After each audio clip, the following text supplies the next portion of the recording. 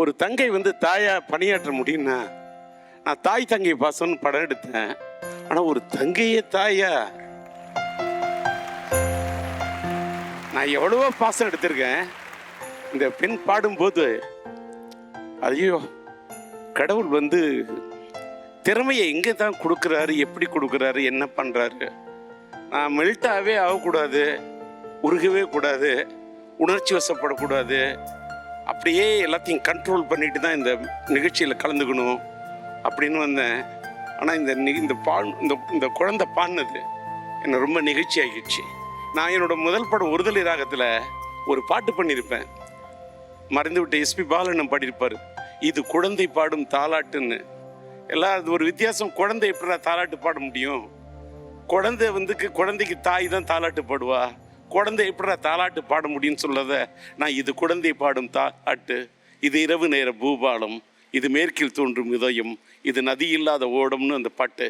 இந்த குழந்தை பாடும் தாலாட்டுன்னு நான் அன்னைக்கு எழுதினதோட அர்த்தத்தை இந்த குழந்தை முகம் கொண்ட இந்த குழந்தை இந்த பாடின இந்த பாட்டு என் வாழ்க்கையில் நான் கேட்ட ஒரு தாலாட்டு. வாழ்த்துக்கள். இது குழந்தை பாடும் தாலாட்டு, இது இரவு நேர பூபாலம். அப்பா அம்மா நீங்க 2 பேர் ப்ளீஸ் வாங்களே.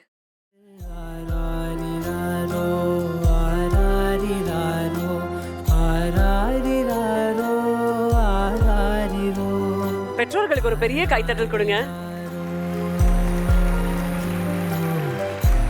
14 ஆண்டுகள் தவமிருந்து பெற்றெடுத்த குழந்தை இன்னைக்கு இந்த மேடையில அவ்வளவு பாராட்டு, அவ்வளவு கைத்தட்டல் வாங்கி அப்பாக்காக இது பண்ணணும்னு ஆசைப்பட்ட ஒரு குழந்தை பண்ணி நிரூபிச்சுட்டா. என்ன சொல்லப்படுவீங்க? இது சொல்றதுக்கு வார்த்தையே இல்லைங்க எனக்கு சத்தியமா. குழந்தை இல்லாதப்போ ஒரு கஷ்டம், குழந்தை பிறந்த ஒவ்வொரு நாளும் எங்களுக்கு சந்தோஷம் தான். இன்னைக்கு வரைக்கும் சந்தோஷத்தை கொடுத்துட்டே தான் இருக்கிறாங்க. அது வந்து வாழ்க்கையில் பறக்க முடியாது. இங்க எல்லாத்துக்கும் என்னோட நன்றி தெரிவிச்சுக்கிறேன். நன்றி நன்றி நன்றி. அவளுக்காக நாங்கள் எவ்வளோ எக்ஸ்ட்ரா கூட 2 குழந்தைங்களுக்காக தான் வாழ்கிறோமே. நான் அவங்களுக்கு செய்யாமல் யாருக்காக செய்யணும்? இந்த உயிர் இருக்கிற வரைக்கும் அவங்க 2 பேர்த்துக்கே செய்வோம்.